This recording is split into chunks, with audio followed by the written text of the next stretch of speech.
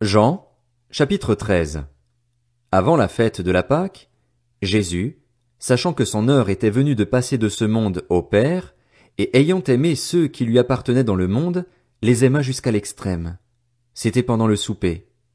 Le diable avait déjà mis dans le cœur de Judas l'Iscariote, fils de Simon, l'intention de le trahir. Jésus savait que le Père avait tout remis entre ses mains, qu'il était venu de Dieu et qu'il retournerait vers Dieu. Il se leva de table, quitta ses vêtements et prit un linge qu'il mit autour de sa taille. Ensuite il versa de l'eau dans un bassin et il commença à laver les pieds des disciples et à les essuyer avec le linge qu'il avait autour de la taille. Il arriva donc vers Simon-Pierre qui lui dit, « Toi, Seigneur, tu me laves les pieds. » Jésus lui répondit, « Ce que je fais, tu ne le sais pas maintenant, mais tu le comprendras par la suite. » Pierre lui dit, « Non, jamais tu ne me laveras les pieds. » Jésus lui répondit, « Si je ne te lave pas, tu n'auras pas de part avec moi. » Simon-Pierre lui dit, « Seigneur, non seulement les pieds, mais encore les mains et la tête. » Jésus lui dit, « Celui qui s'est baigné n'a besoin que de se laver les pieds pour être entièrement pur, et vous êtes purs, mais pas tous. » En effet, il connaissait celui qui était prêt à le trahir. Voilà pourquoi il dit, « Vous n'êtes pas tous purs. » Après leur avoir lavé les pieds, il reprit ses vêtements, se remit à table et leur dit, « Comprenez-vous ce que je vous ai fait? Vous m'appelez Maître et Seigneur, et vous avez raison, car je le suis. Si donc je vous ai lavé les pieds, moi, le Seigneur et le Maître, vous devez aussi vous laver les pieds les uns aux autres, car je vous ai donné un exemple afin que vous fassiez comme je vous ai fait. En vérité, je vous le dis, le serviteur n'est pas plus grand que son Seigneur, ni l'apôtre plus grand que celui qui l'a envoyé. Si vous savez cela, vous êtes heureux, pourvu que vous le mettiez en pratique. Je ne parle pas de vous tous, je connais ceux que j'ai choisis. Mais il faut que l'écriture s'accomplisse, celui qui mange le pain avec moi a levé son talon contre moi. Je vous le dis déjà maintenant, avant que cela n'arrive, afin que, lorsque cela arrivera, vous croyiez que moi, je suis. En vérité, je vous le dis, qui reçoit celui que j'aurai envoyé me reçoit, moi, et qui me reçoit celui qui m'a envoyé. » Après avoir dit ces paroles, Jésus fut profondément troublé, et il déclara solennellement, « En vérité, je vous le dis, l'un de vous me trahira. » Les disciples se regardaient les uns les autres, sans savoir de qui ils parlaient. Un des disciples, celui que Jésus aimait, était à table à côté de Jésus. Simon-Pierre lui fit donc signe de demander qui était celui dont parlait Jésus. Ce disciple se pencha vers Jésus et lui dit, « Seigneur, qui est-ce » Jésus répondit, « C'est celui à qui je donnerai le morceau que je vais tremper. » Puis il trempa le morceau et le donna à Judas, fils de Simon, l'Iscariote. Dès que Judas eut pris le morceau, Satan entra en lui. Jésus lui dit, « Ce que tu fais, fais-le rapidement. » Aucun de ceux qui étaient à table ne comprit pourquoi il lui disait cela. Comme Judas tenait la bourse, quelques-uns pensaient que Jésus lui disait, « Achète ce dont nous avons besoin pour la fête », ou qu'il lui demandait de donner quelque chose aux pauvres. Après avoir pris le morceau, Judas sortit aussitôt. Il faisait nuit. Lorsque Judas fut sorti, Jésus dit, « Maintenant, la gloire du Fils de l'homme a été révélée et la gloire de Dieu a été révélée en lui. Si la gloire de Dieu a été révélée en lui, Dieu aussi révélera sa gloire en lui-même, et il la révélera très bientôt. Mes petits enfants, je suis encore avec vous pour un peu de temps. Vous me chercherez, et ce que j'ai dit aux Juifs, vous ne pouvez pas venir où je vais, je vous le dis à vous aussi maintenant. Je vous donne un commandement nouveau. Aimez-vous les uns les autres. Comme je vous ai aimés, vous aussi, aimez-vous les uns les autres. C'est à cela que tous reconnaîtront que vous êtes mes disciples, si vous avez de l'amour les uns pour les autres. » Simon-Pierre lui dit, « Seigneur, où vas-tu » Jésus répondit, « Tu ne peux pas me suivre maintenant là où je vais, mais tu m'y suivras plus tard. » « Seigneur, lui dit Pierre, pourquoi ne puis-je pas te suivre maintenant? Je donnerai ma vie pour toi. » Jésus répondit, « Tu donneras ta vie pour moi? En vérité, je te le dis, le coq ne chantera pas avant que tu ne m'aies renié 3 fois. » Jean, chapitre 14. Que votre cœur ne se trouble pas.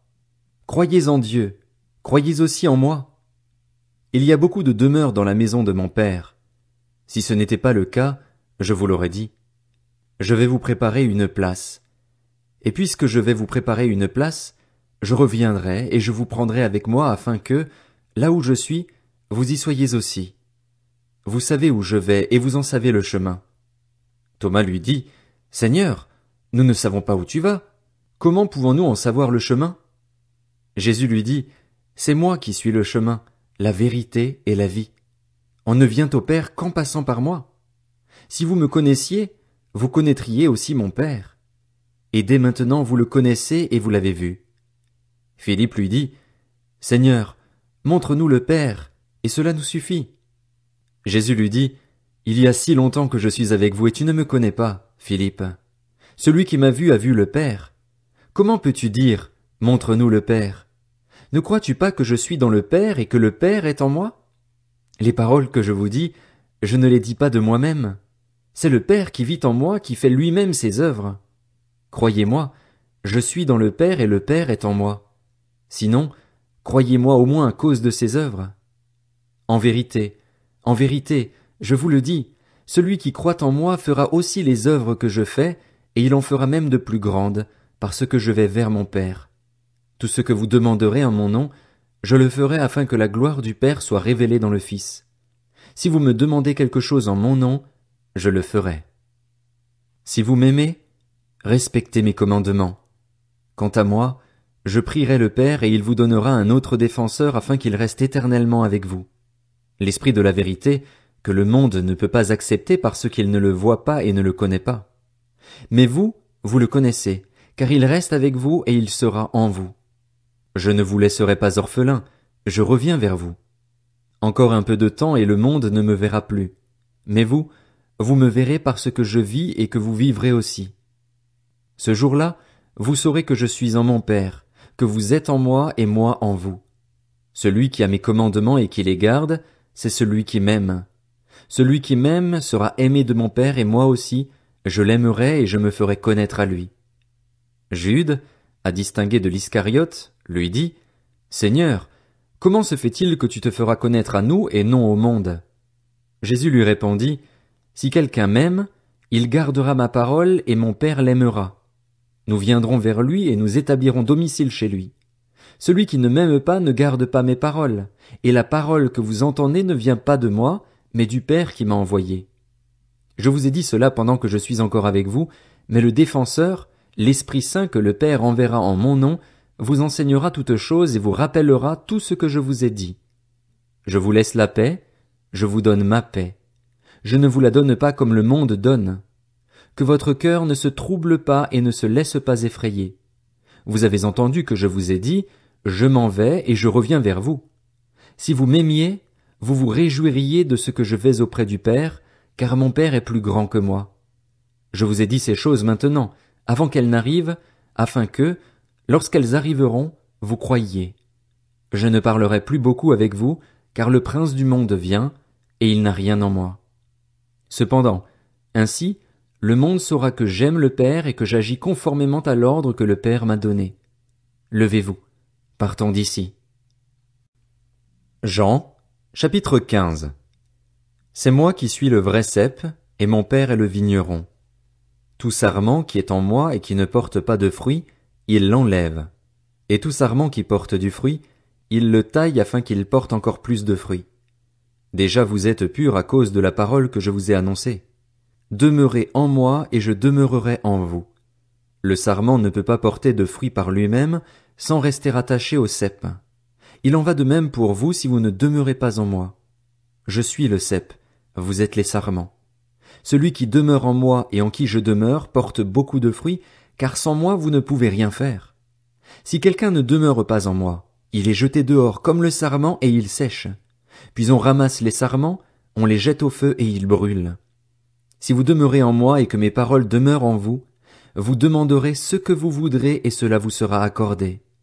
Ce qui manifeste la gloire de mon Père, c'est que vous portiez beaucoup de fruits. Vous serez alors vraiment mes disciples. Tout comme le Père m'a aimé, moi aussi, je vous ai aimé. Demeurez dans mon amour. Si vous gardez mes commandements, vous demeurerez dans mon amour, de même que j'ai gardé les commandements de mon Père et que je demeure dans son amour. Je vous ai dit cela afin que ma joie demeure en vous et que votre joie soit complète. Voici mon commandement. Aimez-vous les uns les autres comme je vous ai aimé. Il n'y a pas de plus grand amour que de donner votre vie pour vos amis. Vous êtes mes amis si vous faites ce que je vous commande. Je ne vous appelle plus serviteur parce que le serviteur ne sait pas ce que fait son Seigneur, mais je vous ai appelé ami parce que je vous ai fait connaître tout ce que j'ai appris de mon Père. Ce n'est pas vous qui m'avez choisi, mais c'est moi qui vous ai choisi, et je vous ai établi afin que vous alliez, que vous portiez du fruit et que votre fruit demeure. Alors, ce que vous demanderez au Père en mon nom, il vous le donnera. Ce que je vous commande, c'est de vous aimer les uns les autres. Si le monde vous déteste, sachez qu'il m'a détesté avant vous. Si vous étiez du monde, le monde vous aimerait car vous seriez à lui. Vous n'êtes pas du monde, mais je vous ai choisi du milieu du monde. C'est pour cela que le monde vous déteste. Souvenez-vous de la parole que je vous ai dite, le serviteur n'est pas plus grand que son Seigneur. S'ils m'ont persécuté, ils vous persécuteront aussi. S'ils ont gardé ma parole, ils garderont aussi la vôtre. Mais ils vous feront tout cela à cause de moi, parce qu'ils ne connaissent pas celui qui m'a envoyé. Si je n'étais pas venu et ne leur avais pas parlé, ils ne seraient pas coupables, mais maintenant ils n'ont aucune excuse pour leur péché. Celui qui me déteste déteste aussi mon Père.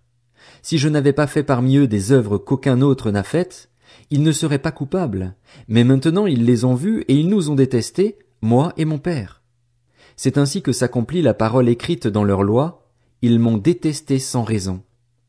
Quand sera venu le défenseur que je vous enverrai de la part du Père, l'Esprit de la vérité qui vient du Père, il rendra témoignage de moi. Et vous aussi, vous me rendrez témoignage, parce que vous êtes avec moi depuis le début.